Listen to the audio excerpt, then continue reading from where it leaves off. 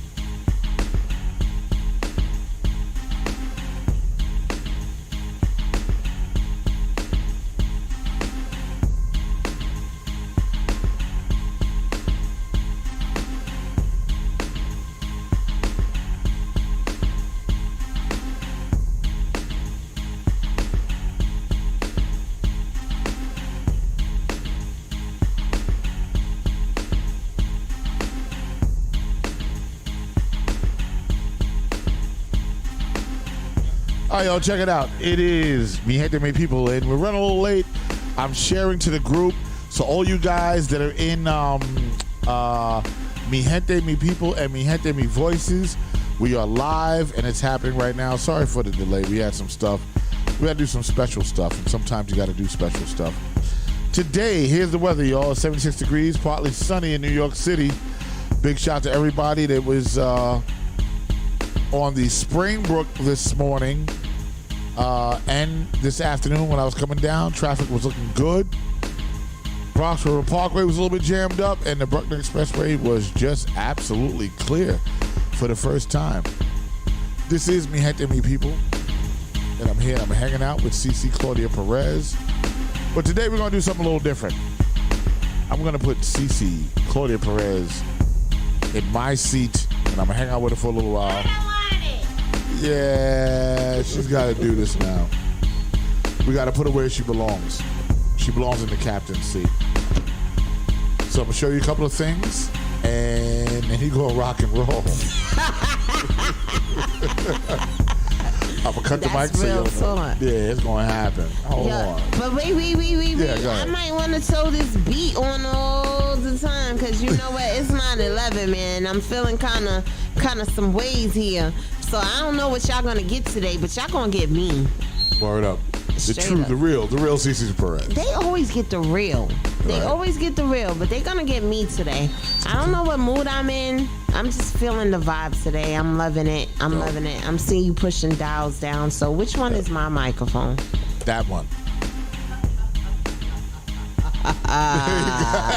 Gotcha. There you go. Okay, and I'm that was sorry mine. about that. I'm one and you're two. So I should turn you up from now. Let me stop. I love me some rock. Like, I really appreciate you. Like, at the end of the day, you know, I don't know who's going to tune in because, you know, we've been trying to get this together for a minute, but it's been here. That's the point. It's not even trying to get it together. It's been here. I'm here for y'all, yo. I'm reachable. I'm attainable. I tell y'all I give y'all what y'all need. Like, stop you know playing. What? It's time for me to hit the button, and I'm turning the cameras on. And there it is. Claudia CC Perez is in the building, the host of the most, and this is Mi Gente, My People. I know I get it wrong sometimes. No, you get it right all the time. However you say it, that's what it is. You understand what I'm saying? Because that's what we represent. We're international. We're overall. I love being on the air with you guys. And I got a lot to say today. You know? I'm going to cut loose and I'm going to let you rip. You ready? All right, let's go. 1, 2. 1, 2, 3, and bang.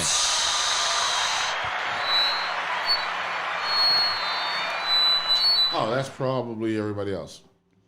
Can you still hear yourself? Okay. No, I can't hear myself. How about now? Wait, no. How about now? Hello. Yeah, that's cool. the one. So get rid of that, and I get rid of that. Absolutely. Okay, we're here. Thank you, guys. I just want to say, you know, 9/11 is something special. We think of it as something that, you know, took us apart. But right now, right now, we need to be in the moment. because that's what we need right now.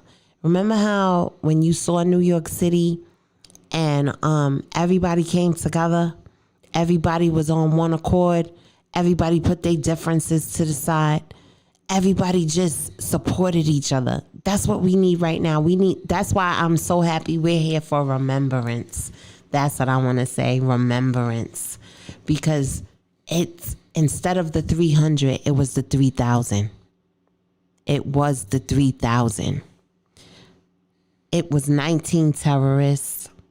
It was 78 citizens from other countries.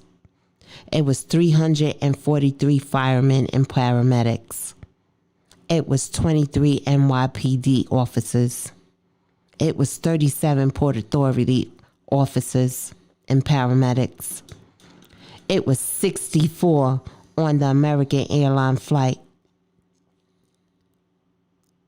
to the Pentagon. It was 44 on Flight 93 that crashed. It was 189 total at the Pentagon. The cost to clean up the debris at Ground Zero was $750 million. The World Trade Center damage was $60 billion. The economy lost 143,000 jobs a month at a time. It was $2.8 billion in wages that was lost for the first 3 months during the 9/11 attacks. It was 2000 from between 2001 and 2004. There were over $7 billion paid in compensation given to families and the victims. The victims. The victims. The victims. The victims. 2,680 people who survived out of the 10,000 that were injured. I'm going to just take some time for y'all to digest that. I really want y'all to understand that. I really need y'all to understand that. Tuesday, it was a Tuesday morning, September 11th at 8:46, when the first plane hit Tower 1. 3,000 people died. 3,000 people died. There's even reports from NASA where they saw from the space station, it was only one American up there in space. But all of them felt it. Again, 78 countries affected through America. 9/11, 9/11, 9/11. That is our day that we shall never forget. Not only did we lose, but we gained. I could sit here and talk about the losses because the losses were many. We lost a lot. And let's talk about Flight 93. Because if you break it down, it was only 44 passengers on that plane. Flight 93 was the one that crashed in Pennsylvania, y'all. Flight 93 was the one that I say, those are my heroes. Those are the ones that we uplift. Everybody needed to be uplifted during that.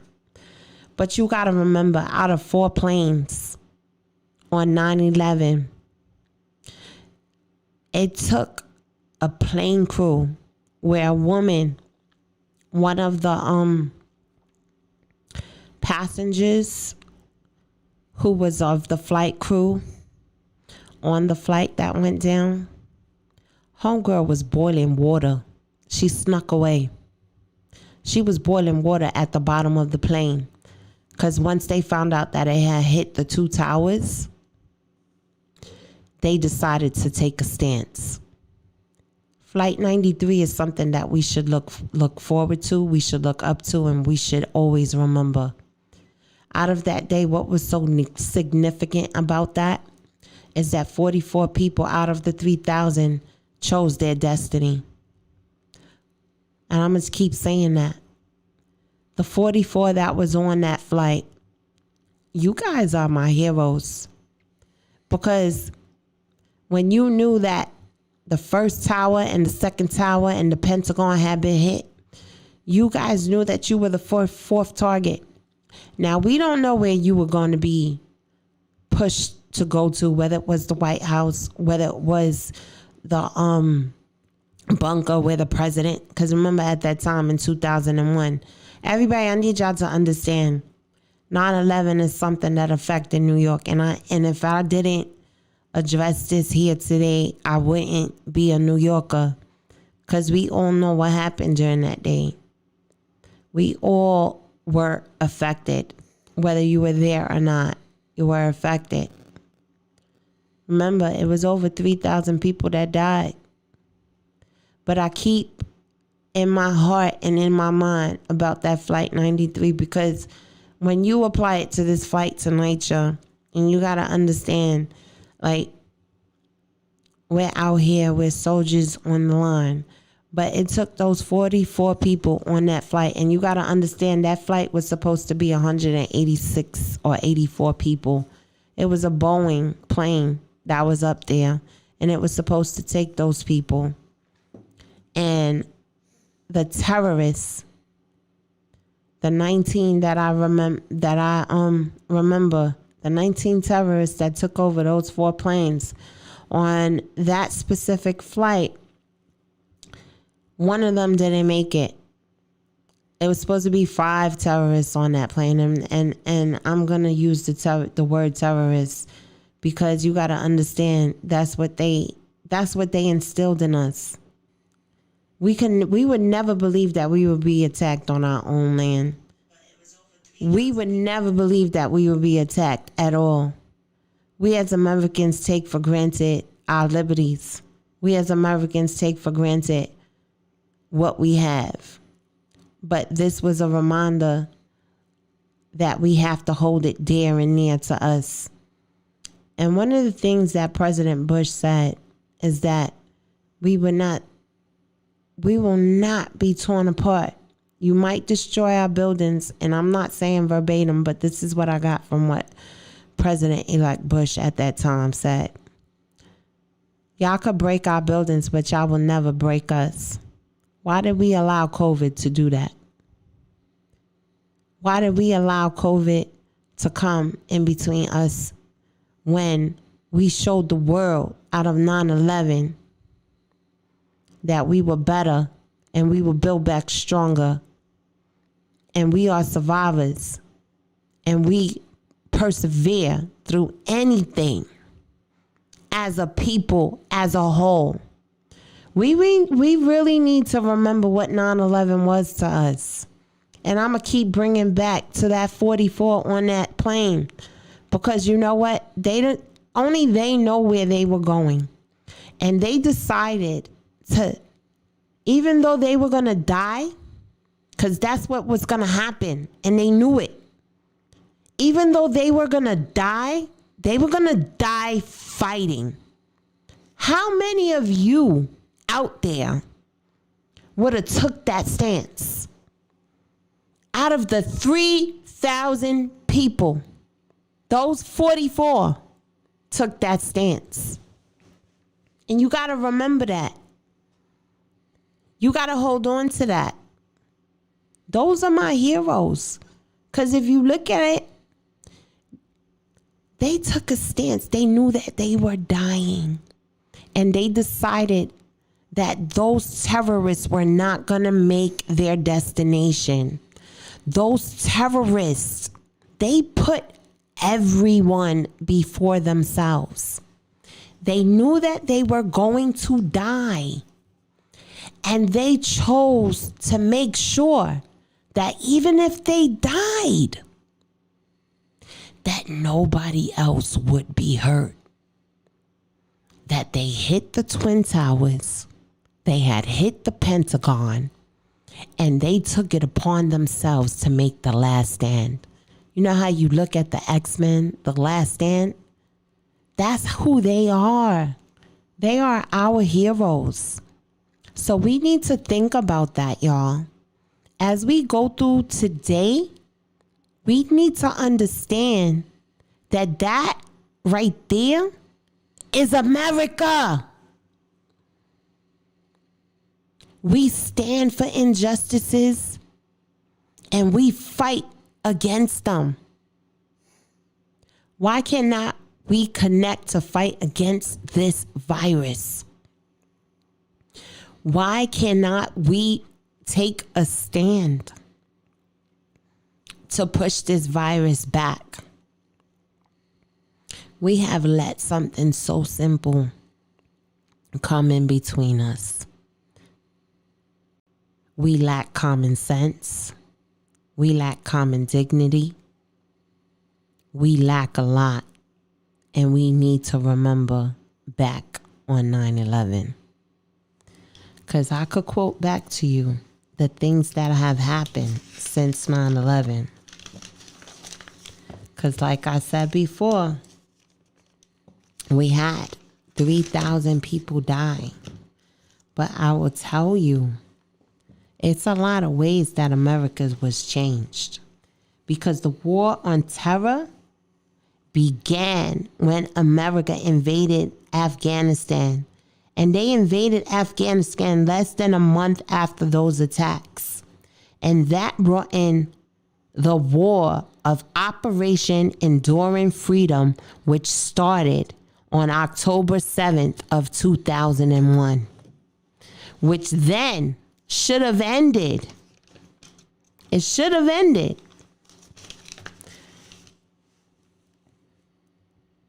when Osama bin Laden was killed on May 2nd, 2011. It took us 10 years.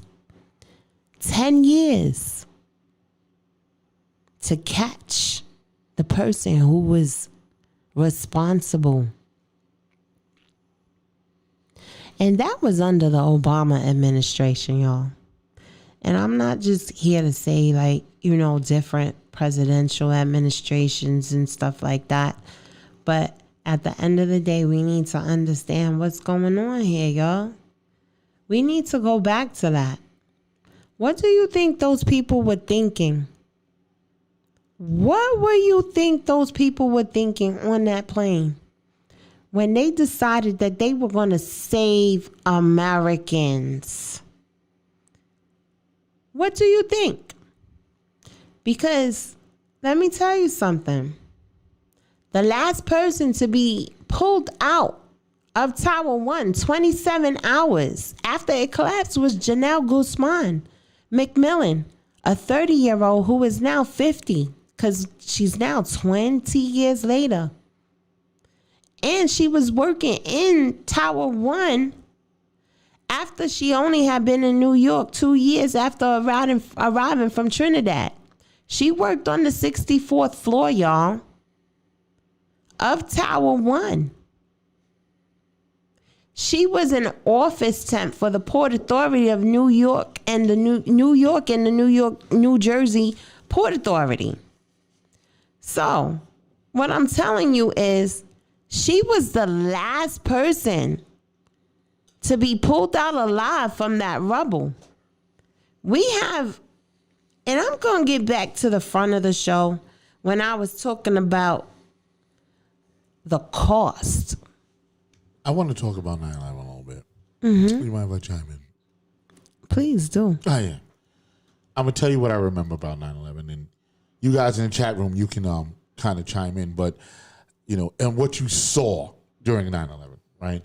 And I was talking to Claudia a little bit earlier, and she told me what she saw during 9/11. Living on 2nd Avenue, that's when you were living, right? Yep. All right, you're living on 2nd Avenue. And you're telling me, and I have a different perspective, but I want to talk about your perspective first, which was you saw people walking from the World Trade Center. The apocalypse. Right. And what did they look like? They were covered in soot. Okay. They look just like the rest of America was. They looked just like the rest of America was. We didn't understand. We didn't know. We were still trying to digest what was going on. But they were covered in that gray soot.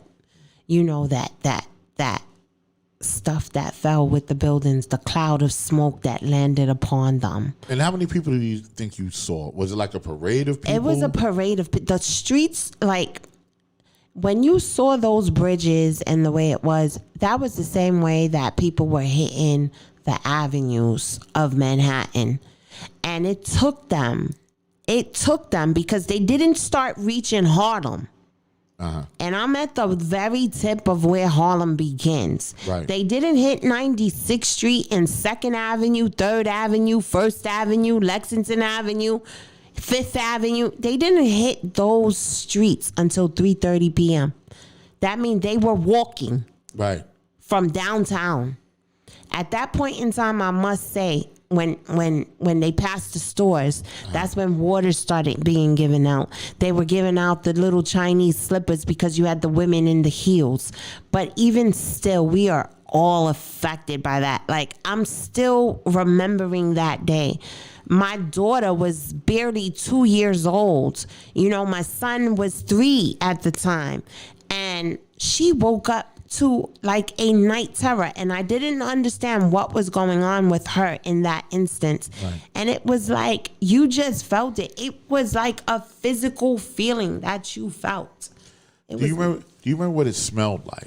I remember a distinct smell. Do you remember what it smelled like? You absolutely are right. It smelled like burnt flesh. Yeah.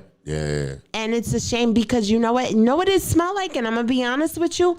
You know when you have a pernil roasting in your kitchen minus the seasoning. Okay. That's what it smelled like. Yeah. I just remember it was a very distinct smell over New York City. And remember the cloud that stayed over New York City for days. Yes. And that's what I mentioned when I was referring to the NASA, because they were out in space. And they saw that cloud of smoke. Right. Over where New York City was. Over New York, right. And at that point in time, it was only one American astronaut, but all of them felt it. Yeah, they all felt that. I mean, it was a crazy tragedy. And I just remember at the time, I was home and my mom called me. At the time, my mom was alive. And she called me and she goes, turn on the TV. And I sleep with the TV on. And I open my eyes and I'm seeing this building,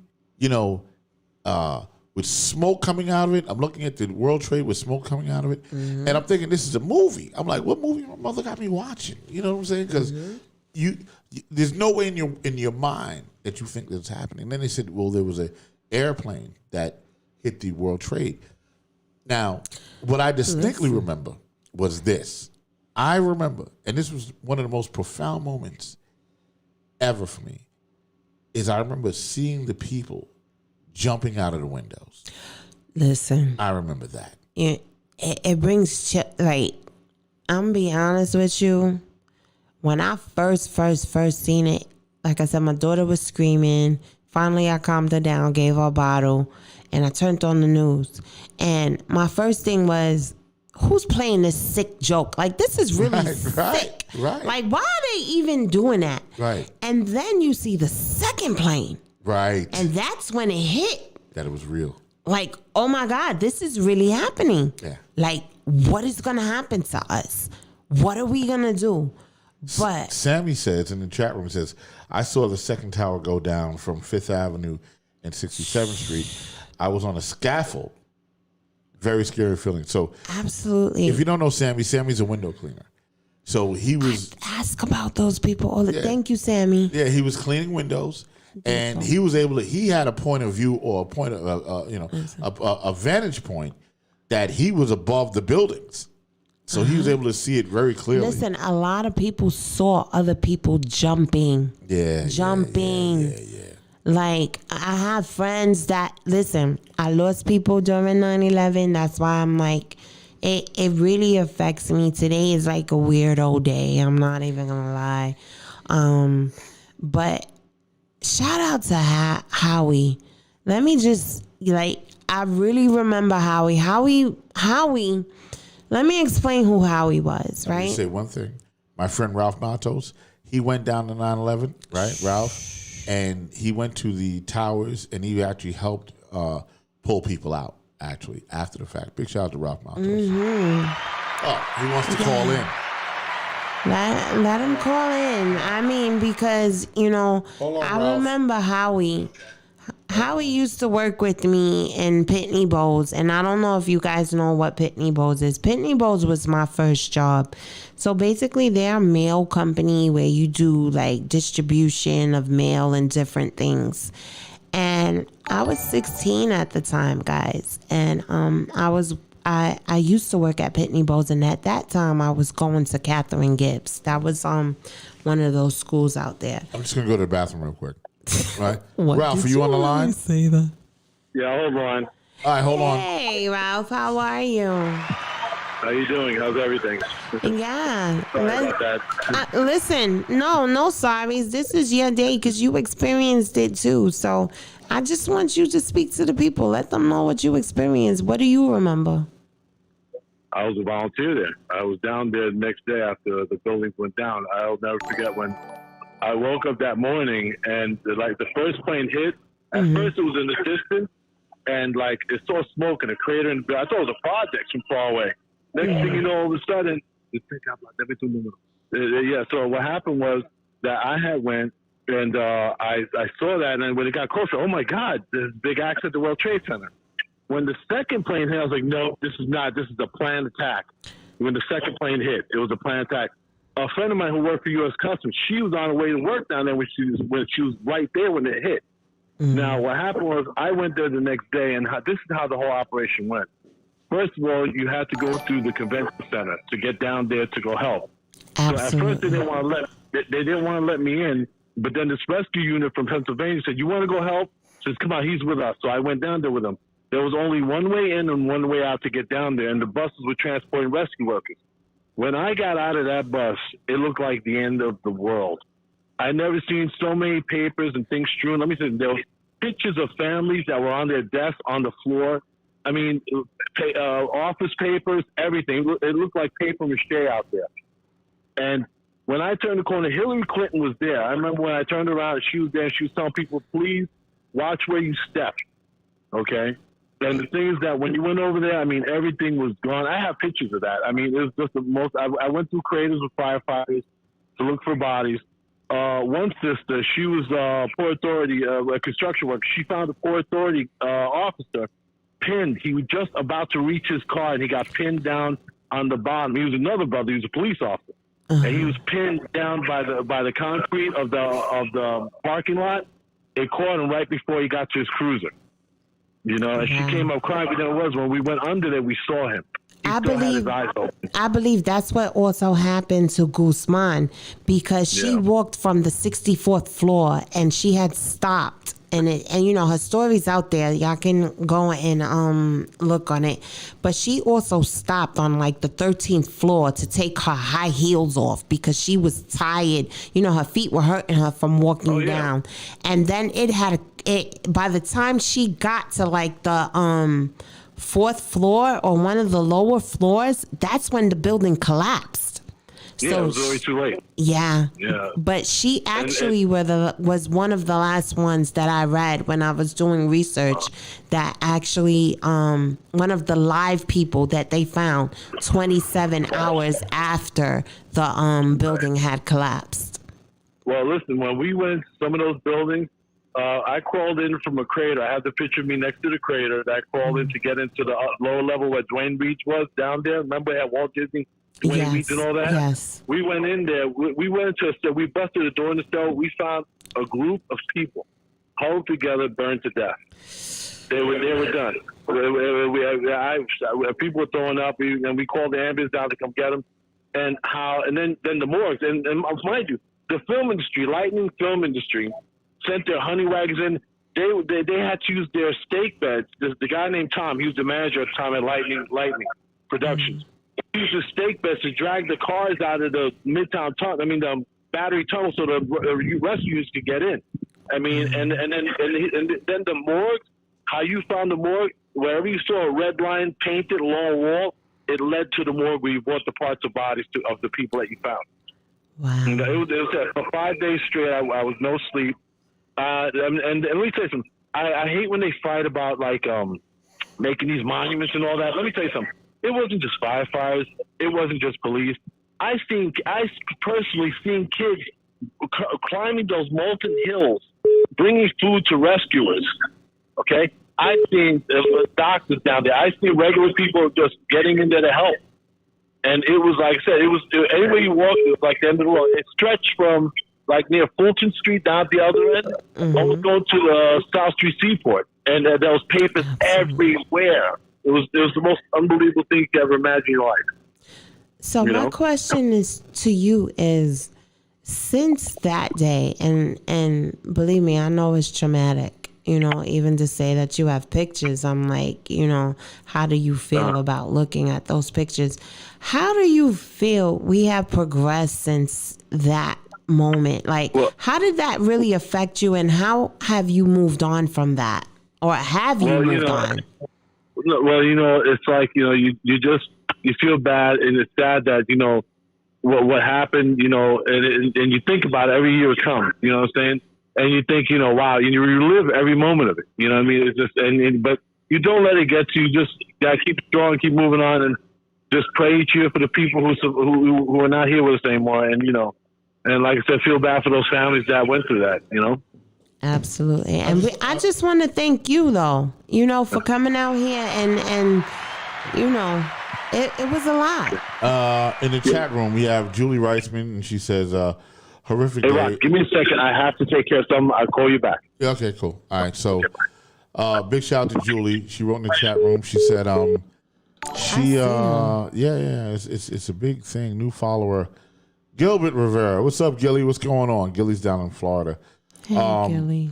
Horrific day. I remember waking up to a helicopter hovering over my neighborhood. I thought the Tower Inferno was playing on Channel 5. I was confused till my neighbor told me. Went running back into the house and saw people jumping out the windows. Tears just rolled down out of me. I walked over to Palisades Avenue because she was in Jersey at the time, so she had a different vantage point. Yeah, in Union City. As I walked up to where I could see the World Trade Centers, they started to collapse. A shrilling, primal scream came out of me, and it was terrible. And that's absolutely right. Yeah, you know, I just want to say I'm even like touch and go with this, because sometimes you just feel like, you know, it was so unreal. And I could remember even a year after 9/11, 2002, and I had to go down to Wall Street because that's basically where it was, you know. And I had a job interview, and I came out that Wall Street train station. My chest, it was like the minute I came out, my chest just like literally felt so heavy. It was such a presence of death, like real death around you.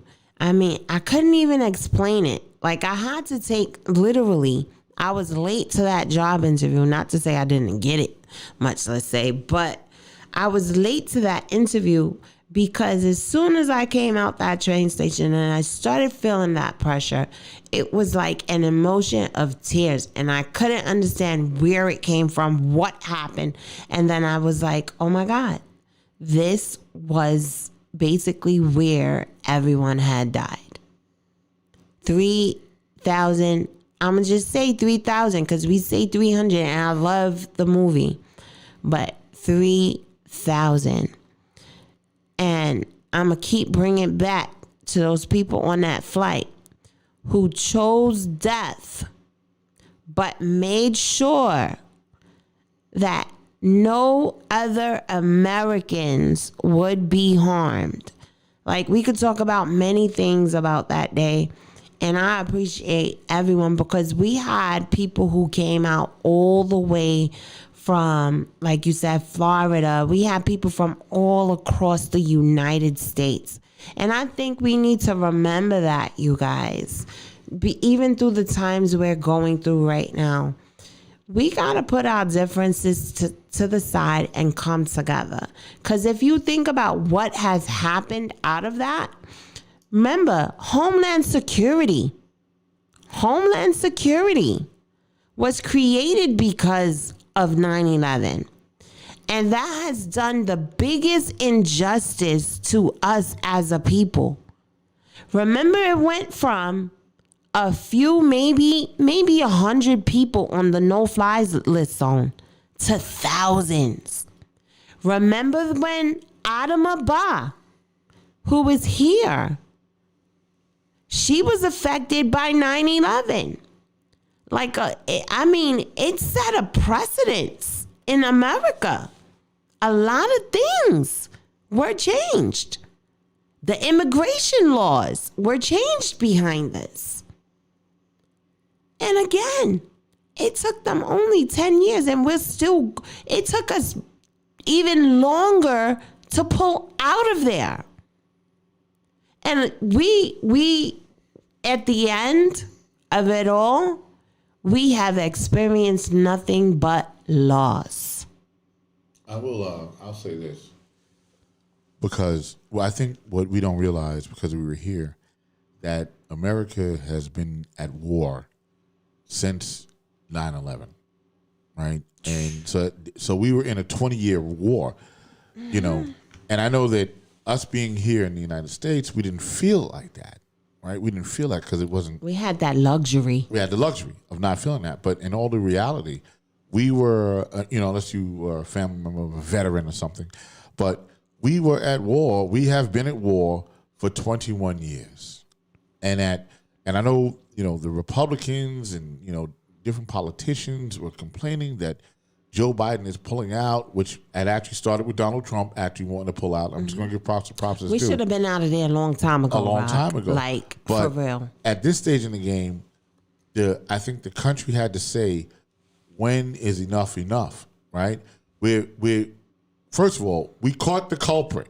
Let's start that. And that was 10 years ago. We caught the culprit. We caught Bin Laden. We caught the culprit. We needed to commandeer the oil. We needed to commandeer all the other resources that we needed to once we were in there. So understand that was the lining behind them staying them additional years in that country. Well, and that was the initial thing for going into Iraq first, right? Because before they went to Afghanistan, they went to Iraq, which was ironic because Saddam Hussein had nothing to do with 9/11, right? But that was the reason why they even created it was Iraq and the support of Israel that started the 9/11 attacks. Right, okay, see, yeah, we're going. Yeah, for sure. And then you got to understand the Arabs, the Iraqis, and all of those people over there, Al Qaeda, or all of them, they're patient. Yeah, listen, very patient. They're patient. Yeah. Because listen, they came back again. Yeah. Let's not act like we don't know what's going on. Well, let me tell you what's very crazy about that, right? And Robert mentioned this on the show the other day, which was really funny. She said, we went over there and we did the war thing, and the patience of the Taliban, right? Here's what they did. They became relatively inactive, right? And we're there and spending money because war costs money, right? And they just kind of waited it out until we just basically felt like we spent or ran out of money to fund the war. And then we're leaving, and all of that fighting and all of that death, and I got to really say that, all that fighting and all that death, and now the Taliban is the back official. at square one again. No, not square one. They're better than it was when they started because now they are the official government of Afghanistan, and they have to be recognized by the United States as the official government. And the United States does not want to admit to that because when China's done it already, China's done it, Russia's done it. They say the Taliban is the official government of Afghanistan. So what did we preserve? What did we win? What was nothing. The point? Look at most of our wars. Like if you look at the history of the United States, we are a war country. anything, and we don't know how to mind our own business. MYB, y'all. You understand? We can't fight a war on all fronts. Yes, we do need to stand up and stand out sometimes, but sometimes we need to MYB, mind our own business, because at the end of the day, we have lost plenty, not just lives. We have lost plenty in those wars. You understand? But you also have to understand that was the reason for the big funding of the military, because that brought the military state. That brought us into the state that we are today with our military, where we're spending billions and billions and billions of dollars instead of education. And that's where I'm going to bring it to, y'all. Instead of education and inspiration for our children, we have spent it on war. Because what? Americans make money off of ammunition. We make money off of bombs. We make money off of guns. We are a war country. It is. We might be civil. We might have government that works, and I say that, because I want to preserve what our forefathers, well, not even our forefathers, let me not even say that, but the forefathers who created the country. Yeah. No, I'm going to be very specific in what I'm saying, because, the forefathers of this country, you understand, I need to preserve that. But at the end of the day, we are a war country. Anytime, we are bullies.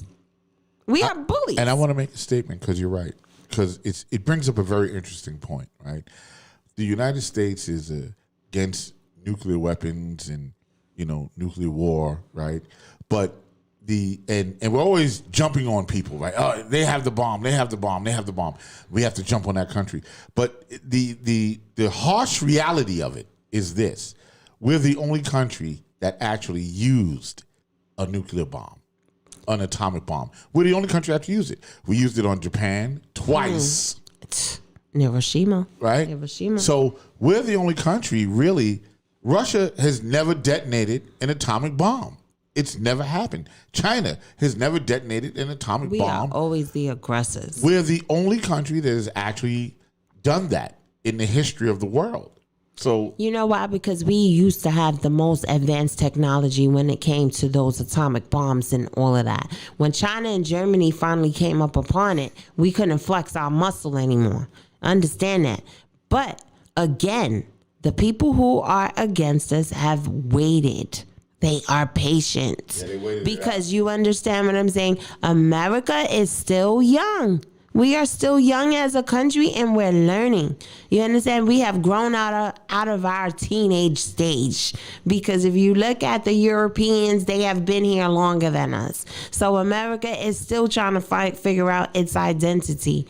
But at the end of the day, I will say what I can about me, myself, and Americans. We are the most adverse people out there. You understand? But at the end of the day, and we're going to bring it back to 9/11, it showed no matter what our transgressions are, we will come together. When you attack one of us, you attack all of us. And I just want to bring a point, right? It was so much loss, and it was so much, it's a lot. You can't even put 9/11 in one word or just one sector, because it covers so many things, because we are still affected by it today. Because if you sit here and you look in this room, me and Rock is almost in tears when we thinking about, and it's many things, and it took a lot to even come to this table to have this conversation about 9/11 because of how affected we have been by it. And we don't even really know our own personal, dealings with 9/11, because this relationship is new. But what I am putting out there is that as quickly as they have, within the last 20 years, they have erected multiple memorials, they have erected multiple things to appease the people who have been who have experienced death. They have been compensated because multiple things. If you look at it, the compensation when it comes to, like I said again, just alone the compensation from 2001 to 2004 was $7 billion. Again, you are killing a nation of people when it comes to public housing in New York City and across the country in NYCHA. And public housing across the country, period. Y'all have not figured that out? But we have pushed billions and billions of dollars to erect the memorials, to correct the wrongs that are right. When is that compensation going to come to the people who have been most affected? Because not only were a lot of the public housing residents, because in New York City alone, there are, out of every 10 people, let me get it right. Out of every 10 people, there are 3 people living in public housing. So you mean to tell me that you want to be out here and y'all want to come out because we went through COVID and the most you could come out with, especially NYCHA, is a blueprint that is supposed to be for change for us? I need y'all to really sit back and understand this, y'all. Government works for who it wants to work for. And I'm just looking at it. Within 20 years, look at how much compensation, look how much more compensation is going to be going towards that because they are correcting a wrong. They knew people went down there, came from different. I don't even understand how the compensation goes when it comes to all those other volunteers that came into the city and they were in that black smog. They were in that, inhaling that, and they are experiencing those respiratory issues that's going on. How are they being compensated? Are they even being compensated? Like, please reach out if, you have any information on that. I would tell you guys that. But I'm going to bring it back. 3,000 people that were killed through a terrorist attack, and they did exactly what they wanted to do. They fractured America. Because they instilled terror in us. Because we even go against our own with these immigration laws that have come into effect since then. As many lives has been affected since then. But you mean 400,000 people that are affected by mold? 400,000 people that are having respiratory problems? 400,000 people that are at risk of basically living in squalor cannot be corrected? I don't say one wrong is more than the other, but again, we need to get our priorities straight. We need to understand how government works. We need to push upon the things that we need to push upon, because how many people affected in 9/11 are living in NYCHA, and NYCHA has impacted them upon their inflictions that they have on the 9/11 process. I remember a lot of you coming from downtown, like I said, covered in soot. Some of y'all came home. A lot of y'all went home and didn't make it through the night. So we need to take that at hand, y'all. We need to understand it. We need to understand that, guess what? There's a lot going on, but we are paying attention. We need to pay attention. There's a lot of, and I'm going to bring that into our special elections. We have special elections going on. We have a lieutenant governor and a governor.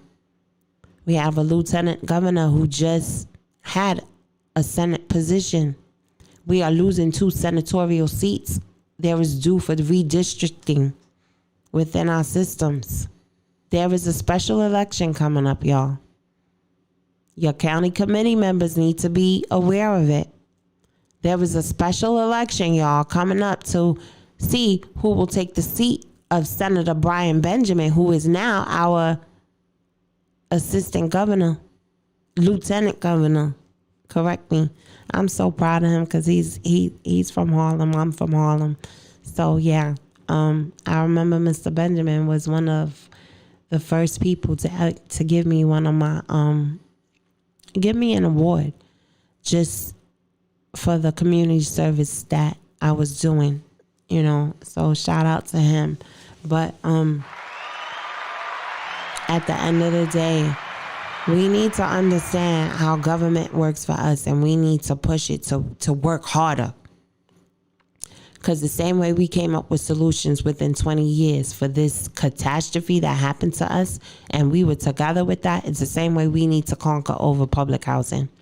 I cover many issues on this show, but my heart is with the public housing and NYCHA developments that are affected on a daily basis. My priorities are family first, and my family lives within a community, a NYCHA community. So guess what? NYCHA is my priority. Let's talk about our children going back to school on Monday, y'all. Let's talk about them not improving the educational system. Because what happens when a mass breakout happens? Our children are the ones that are going to be suffering behind this. I posted something earlier and I'll say it again. I don't feel comfortable with my child being inside school. I do not feel comfortable with my 11-year-old being inside a public school when everyone is not vaccinated. If you choose not to take your vaccination, that's on you, and that's your priority. But you must understand, the vaccination does not stop you from getting COVID. It prevents you from going into the hospital and taking the place of someone who really needs that place. My sentiment to you is, especially the unvaccinated, if you get sick from COVID, stay home. Don't go to the hospital. And why I'm saying that? Because if there's something out there to prevent it, and even if you don't want to take it for your own reasons, take it for the rest of us. Think about this 9/11, y'all. If we could have took a pill to prevent 9/11, don't you think we would have took it? Why is there so much controversy? Why are we so much at odds with each other? I see Facebook posts where the unvaccinated are pushing back against the restaurant owners, the movie theaters and stuff for asking for vaccination cards. Guess what? They are in their right to do so. Y'all need to understand, whenever there is a pandemic, we must receive a vaccination until we burn it out. If you're one of the ones that make it through this without no vaccination and never touching or even coming close to getting COVID, God bless you. But I guarantee you, listen to those people. Listen to the science, y'all. Listen to it. Let's not put our kids in danger. Let's protect our children. You don't want to get it? Get it for them kids. Get it to the people who might be around you. Get it for them. Prevent yourself from going into the hospital and frustrating I'm not even going to say frustrating, because you know what? Shout out to our medical providers. They are the ones who are suffering. They suffered through 9/11 because guess who saw those over plus 10,000 people who were injured? Guess who is now still dealing with the COVID? Guess who is now also still dealing with the cancers? Who's still dealing with the leukemias? Who's still dealing with all those other illnesses on top of other things? You don't think that they're tired? They're tired. They are stressed out. There is a shortage of nurses in all of our nation. In our entire nation, there's a shortage. People are getting burnt out. And if all it takes is for us just to get a simple shot, go and do it, y'all. Stop being selfish. Think about others. Think about that flight. Flight 93. Think about that flight. Think about all those people who knew that they were going to die and they still took it upon themselves to make sure that others wouldn't die. They took one for the team and they're not here to tell their story. It's a lot. And we're all scared. We're all scared. We all don't know what's going on. But guess what? If it's something there to prevent us from dying, that's what the shot prevents you from. Dying. Take it. Keep the children safe. Keep me safe. You want to be around and it's a lot of people going to a lot of events, y'all. It's a lot of people going to a lot of events, acting like, you understand, like they're vaccinated, acting like they don't have COVID. And guess what? You guys are the ones that are the spreaders because most of y'all are asymptomatic. Y'all don't even know it. So please, go get the shot.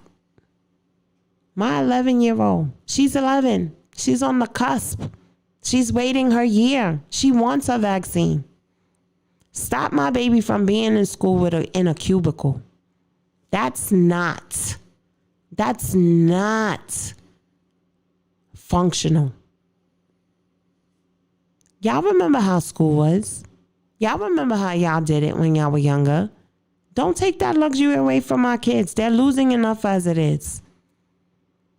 They're losing enough as it is. The American educational system is so far behind with the science and everything else. It's crazy. Let's not add to that stress. Let's not add to that impact on our children. That's my thing. For y'all to just keep them safe. Keep that in mind, y'all. I appreciate y'all. I'm going to end it on one more note. Because y'all know all the kids are going back to school, right? So I just say, practice a little patience. Because we all know the trains are going to be crowded again. We all know that the buses are going to be crowded. And all you bus matrons, I pray for y'all. Like, for real. I pray for y'all, and I just ask y'all to have patience. Because we all are not in our right minds at this point in time. And I always want to stress the love on this show. You know, because mi gente, my people, yo. At the end of the day, you know, and you youth, let me tell y'all something. Let the old people have the seats. Don't rush to them. Let the old people have the seats. But I just want to say, you know, we are all coming back as a society. We all want to be around each other. So let's just practice social distancing. Let's practice safety. And if you can't get the vaccine, get it. If you can't get vaccinated, get it. Understand, it's no more. It's been approved by the FDA. Y'all can't say it's been too quick. Let me explain to y'all. And I explained it previously. Listen, the science has been done for 20 years. It's called mRNA.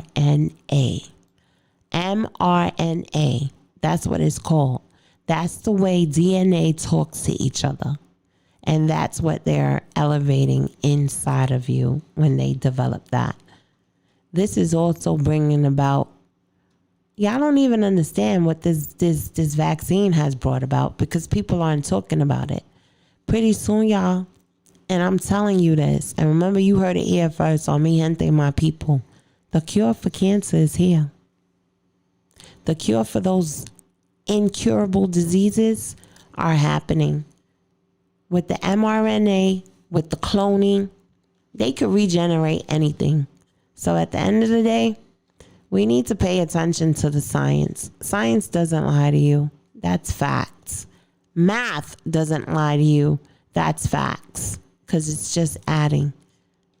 Do your research. Stop going to Facebook and YouTube these wannabe doctors. Talk to real people. Come out of that cubicle that they now have our children in just to be for in-school learning. Come out of that cubicle and educate your mind. That's what we're here for. Thank you for tuning in. This is Mi Gente My People, Mi Gente Voices, Boardwalk Global Media Productions. Yeah. I'm here with Rock Logic. Thank you for also just like riding it out with me. And I appreciate y'all. See you next week. Tune in. Mi Gente My People. I'm out.